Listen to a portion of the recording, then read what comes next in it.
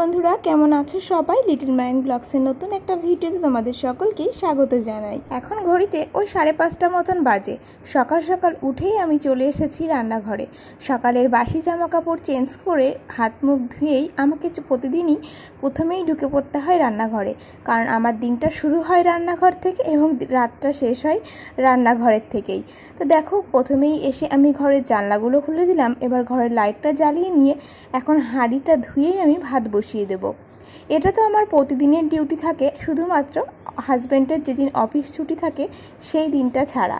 তাছাড়া বাদবাকি সব দিনই আমাকে ভোরে উঠে রান্না বসাতে হয় সবার প্রথম। এখন বাড়ির সকলেই ঘুমোচ্ছে, একমাত্র আমি ছাড়া। আমি ভোর 5টা 5:30 নাগাদ উঠে পড়ি এবং উঠেই আমার প্রথমেই কাজ থাকে রান্নাঘরে রান্না করে নেওয়ার। ভাতের হাঁড়িতে জলটা চাপিয়ে দিয়েই আমি রাতে ধুয়ে নেওয়া বাসনগুলো এখন গোছগাছ করে নিচ্ছি। আর সকালবেলা ঘুম থেকে উঠে না কাজ করার একদম এনার্জি থাকে না। হাজব্যান্ড যাই অনেকটাই পরে, আমার যতটা সময় পায় হাতে সেখানে কিন্তু রান্নাবান্না করে আমার ঘরের কাজকর্মও সারা হয়ে যায়। কিন্তু কাজ করার এতটা এনার্জি কম থাকে যে একটু হাতে সময় নিয়েই ঘুম থেকে উঠি, কারণ খুব ডিলে হয় কাজ করতে। আর শেষে দেখি কি হাজব্যান্ডের অফিস যাওয়ার সময় রান্নাবান্না কমপ্লিট হয় না, সে খুব তাড়াহুড়ো করে। সেই কারণে আর কি। দেখো, ফ্রিজ থেকে সবজির ঝুড়িটা বার করে নিলাম। তারপর ভাবছি যে কি রান্না করে দেব। তারপর বেশি কিছু আর রান্না করতে ইচ্ছা হলো না। সকাল সকাল উঠেই আমি কটা আলু আর পটল কেটে নিয়েছি। ভাবছি একটু আলু পটলের তরকারি করে দেব, ওই পেঁয়াজ রসুন দিয়ে কষা কষা, মানে আলু পটলের রসা বলতে পারো। তো দেখো, সর্ষের তেল দিয়ে দিলাম, তার মধ্যে শুকনো লঙ্কা পাঁচফোড়ন দিয়ে তেলটাকে ভালোভাবে গরম করতে দিয়ে এর মধ্যে আলু পটলগুলো ভালোভাবে ভেজে নেব। অ্যালার্ম বাজার পর বিছনা ছেড়ে তো উঠতে ইচ্ছে হয় না, ভালোই লাগে না, মনে হয় আর 10 মিনিট শুয়ে থাকি, আর 5 মিনিট শুয়ে থাকি এরকম। কিন্তু ওঠার পর যখন দেখি সবাই ঘুমোচ্ছে আর বাইরেটা একদম নিস্তব্ধ, খুবই নিরিবিলি পরিবেশ, শান্ত, তো তখন কিন্তু খুবই ভালো লাগে। তখন মনে হয় সকাল সকাল ওঠাটাই বেটার। যেদিনকে ছুটির দিন থাকে সেদিনকে তো দেরি করে উঠি, আর দেরি করে উঠে কোন কাজটা আগে করব কোনটা পরে করব কোনো কাজের থই পায় না। তখন মনে হয় কি সকালবেলায় উঠে কাজকর্ম সেরে নেওয়াটাই ভালো। আর সকালবেলায় রান্নাটা হয়ে গেলে রান্নার আর কোনো চাপও থাকে না, তখন ধীরে সুস্থে ঘরের অন্যান্য কাজ, ঝাড় দেওয়া মোছা কাজগুলো করে নিতে পারি। আর যদি দেরি করে উঠি তখন কোনটা আগে করব কোনটা পরে এই ভেবেই আমার বেশি লেট হয়ে যায়। দেখো, কথা বলতে বলতে কিন্তু কড়াইয়ে সর্ষের তেল, পাঁচফোড়ন, শুকনো লঙ্কা, তেজপাতা দিয়ে গরম হয়ে গেলে কিন্তু আমি আলু পটলটা দিয়েও ভাজতে শুরু করে দিয়েছি। আর এর মধ্যে একটু আদা, রসুন, পেঁয়াজ, কাঁচা লঙ্কা দিয়ে বেটে এটাকে ভালো করে কষিয়ে একটু অল্প জল দিয়ে একটু কষা কষা করে নামিয়ে নেব। রান্না করার সময় যখন চিমনি চালাই সাধারণত জানলাটা দিয়েই নিই, কিন্তু যেহেতু এখন সকালবেলায় উঠে রান্না করছি তো তাই দেখো জানলাটা খুলে রেখেছি। বাইরে থেকে সুন্দর একটা মিষ্টি হাওয়া আসছে। এই কিছুদিন ধরে একটু বৃষ্টি বৃষ্টি হচ্ছে তো তাই সকালবেলাটায় বেশ সুন্দর ঠান্ডা ঠান্ডা হাওয়া আসছে। তো দেখো, আলু পটল যখন ভাজছিলাম তারই মাঝে আমি মশলা করে নিয়েছি। আর মশলায় কী কী দিয়েছি তোমাদেরকে তো বললামই। ওই আদা, জিরে, কাঁচা লঙ্কা, রসুন, পেঁয়াজ দিয়ে একটু মিক্সিতে পিষাই করে নিয়েছি। এবার এটা দিয়েও ভালো করে কষিয়ে নেব। আর দেখো, আমার কিন্তু রান্না করা হয়েও গেছে। এখন চলে এসেছি টিফিন গোছাতে, মানে মাঝখানে রুটি করা আর একটা সবজি বানানো, সব করতে করতে আর তাড়াহুড়োর মাঝে ভিডিও করার সময় পাইনি। একেবারে টিফিন যখন গোছাচ্ছি তখন তোমাদের সামনে এবার এলাম। তো হাজব্যান্ডের তো টাইম হয়ে গেলেই সে বলে তাড়াতাড়ি করো। এবার তাড়াহুড়োর মধ্যে ভিডিও করব না টিফিন গোছাবো বা রান্না করব এটাই ভেবে পাই না, তাই আর ভিডিওটা করা হয়নি। একেবারে টিফিন গোছানোর সময় তোমাদের সামনে হাজির হলাম। এই যে এই টিফিনটা নিয়েও যাবে এখন অফিসে। এরপর আর মাঝখানে সেমন কিছুই হয়নি, একেবারে চলে এলাম দুপুরে রান্না করতে। আজকে দুপুরে একটু চিকেন রান্না হবে, আর এখানে উচ্ছে ভাজাও কেটে নিয়েছি। চিকেন রান্নার জন্য পেঁয়াজ, রসুন, আদা, টমেটো, আলু সব ছাড়িয়ে নিয়েছি। আর উচ্ছেগুলো এখন ধুয়ে নেব, তারপর উচ্ছেগুলো ভেজে মাংসটা কষাতে বসিয়ে দেব। যেহেতু চিকেন রান্না হবে তো তাই আর বেশি কিছু রাঁধতে ইচ্ছে হলো না, ভাবলাম শুধু উচ্ছে ভাজা আর চিকেন দিয়েই আজকে চালিয়ে দিই। আর একটু ভাবলাম এখন তো আম পাওয়া যায়, কাঁচা আম, তাহলে কাঁচা আমের চাটনিও করি। চিকেন বা মাছ খাওয়ার পরে, মানে 8টি জিনিস খাওয়ার পর যদি একটু চাটনি হয় না, আমার কাছে কিন্তু বেশ লাগে।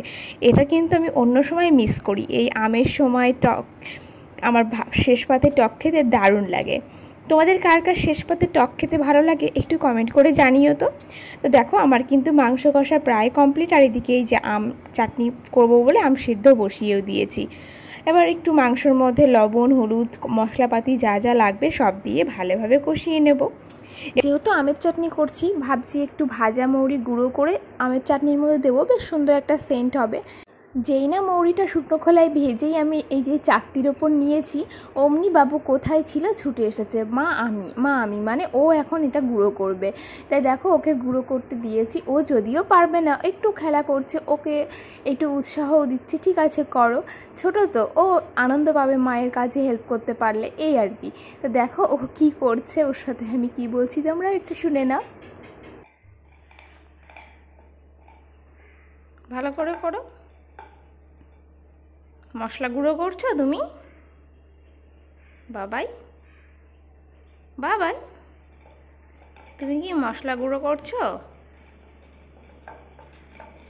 ওয়াও, হয়েছে। আমি কি এটা ব্যবহার করতে পারবো? এখনো পারবো না।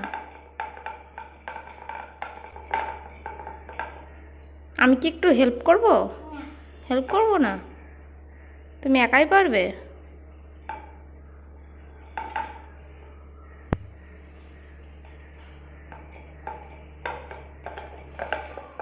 এই যে আমি এখানে আমের চাটনি বানাচ্ছি।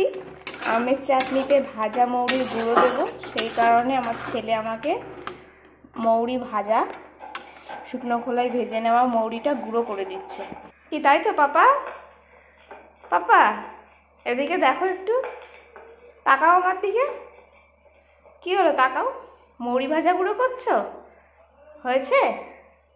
ওই দেখি কেমন হলো।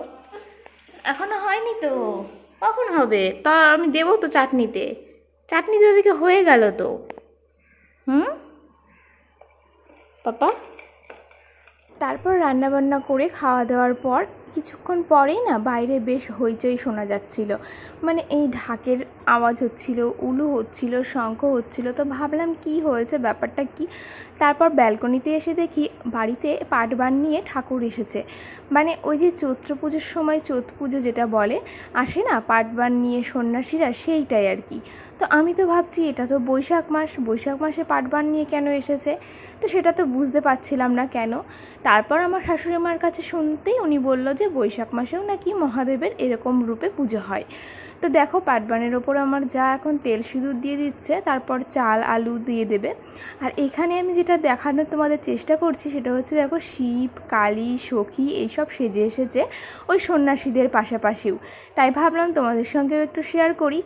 তোমাদের ওখানে মানে তোমরা যে গ্রামে থাকো বা যেখানে থাকো সেখানে কি এরকম বৈশাখ মাসে মহাদেবের পুজো হয় এরকমভাবে? জানিও তো। আমার তো মনে হচ্ছে আমার জন্মকালে আমি এই ফার্স্ট টাইম দেখলাম যে চৈত পুজোর যে পুজোটা সেই নিয়ম অনুযায়ী বৈশাখ মাসেও পুজো হয়।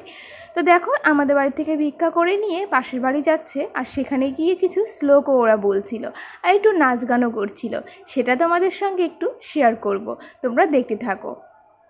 বন্ধুরা, সেই শ্লোকটা শোনার আগে প্লিজ তোমাদের কাছে একটা রিকোয়েস্ট রাখি, তোমরা প্লিজ আমার রিকোয়েস্টটা রেখো। আজ অনেক দিন পর ভিডিও দিয়েছি, তোমরা প্লিজ ভিডিওতে একটা লাইক করে দিও, আর চ্যানেলে নতুন বন্ধু হয়ে থাকলে চ্যানেলটি সাবস্ক্রাইব করে নেওয়ারও অনুরোধ রইল।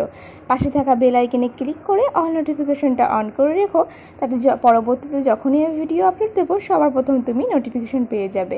আর হ্যাঁ, আজকের ভিডিওটা কেমন লাগলো সেটা কিন্তু কমেন্টের মাধ্যমে জানাতে ভুলো না।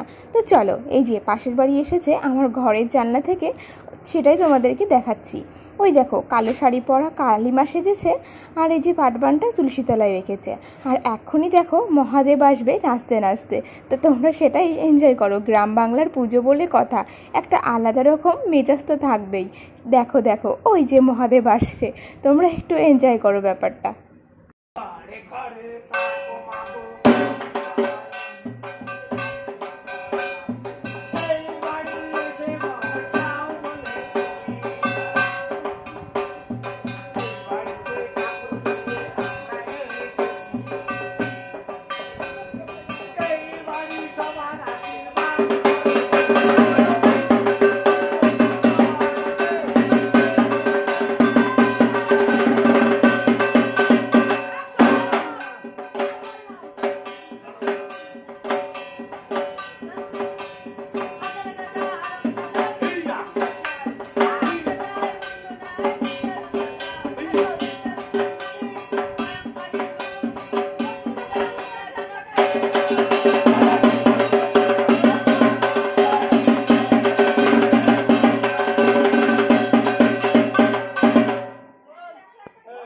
বন্ধুরা, তোমরা তো দেখেই নিলে গ্রাম বাংলার বৈশাখ মাসের মহাদেবের পুজো।